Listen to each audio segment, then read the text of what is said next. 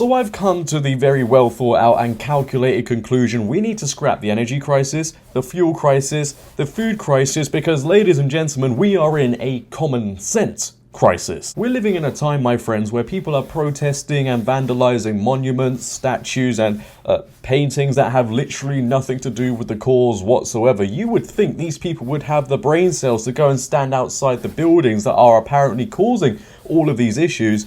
No. Because that wouldn't give them the TV time they so drastically crave, would it? Today, Vincent Van Gogh is the new target for these woke activists, because if you didn't know, breaking news, I'm revealing to you now, he's actually behind all of these issues. His paintings now emit carbon dioxide. So with that breaking news, I know I can see all of your faces right now, you're shocked, mouths open. Two younger women took it upon themselves, used their precious time to go to an art gallery where they also took a can of soup and decided to throw it at a painting. This ain't a dream. This is reality.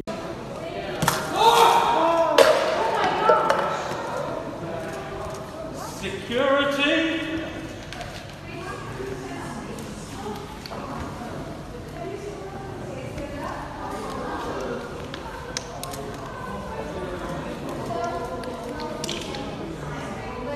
I just want to point out something quick before we go any further with this clip. These activists, these woke activists, all look the same. No common sense, same short hairstyle, and they just might dye a different colour if a hashtag offends them enough. What is worth more, art or life? Is it worth more than food? Worth more than justice?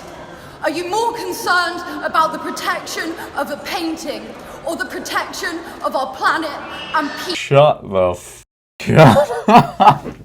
Do you know how embarrassing you look right now? I genuinely feel sorry for these people, okay? Because they really feel like, whilst they're shaking with nerves and their mouths are trembling, that what they're doing and what they're saying is going to change anything in this world whatsoever. Now, I don't know if anybody's actually told you this. Clearly, your parents haven't, and clearly they haven't done a great job. But my darlings, what you're saying, what you are doing, is not having the effect you think it's having. All the effect you are having is making people hate you and the movement you're trying to tell everybody about. Because as soon as people hear the name Just Stop Oil or Just Stop Private Jets, they're going to literally be like, oh, for f***'s sake, not again. Whilst the reaction you want is, yes, come on, let's do this. Right?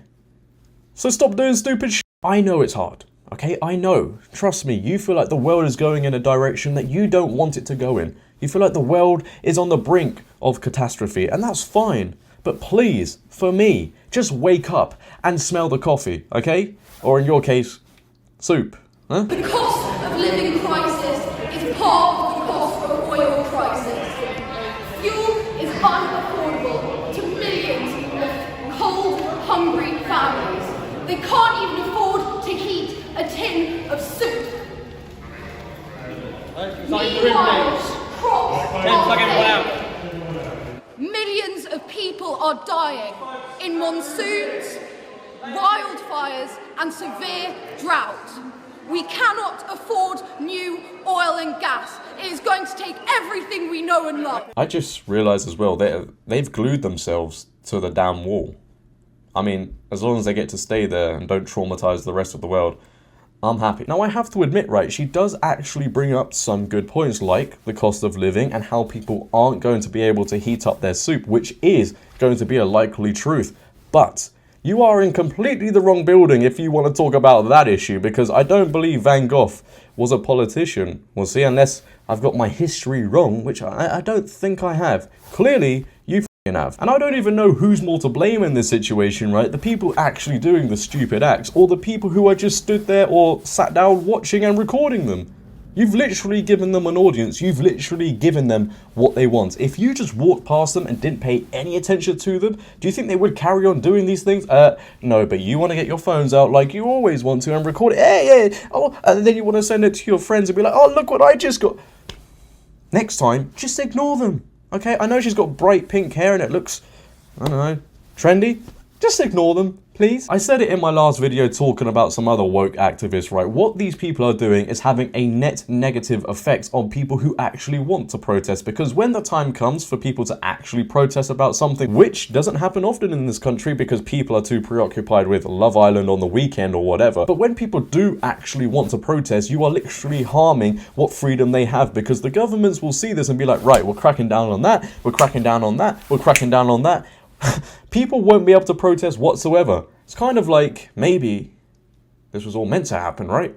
I don't know. But last week, it was Captain Tom. This week, it's Vincent Van Gogh. Who's it going to be next week? Picasso? Subscribe so you can tune in and find out, because I'm sure there's going to be another one. But that is the end of the video, ladies and gentlemen. I do not want to give these people any more attention than they're getting, because quite honestly, do they deserve it? No. I know they haven't got a lot of attention in their early childhoods, but let's not give them what they missed out on, okay? If you have enjoyed today's video, then please for me, make sure to leave a like rating. If you're new, like I said, hit that big red subscribe button and turn on bell notifications so you never miss a video. But until next time, it has been your boy JD. I am out. Peace. I'm now going to stick myself to a wall and throw kidney beans on, I don't know, statue or something. See you there. Idiots!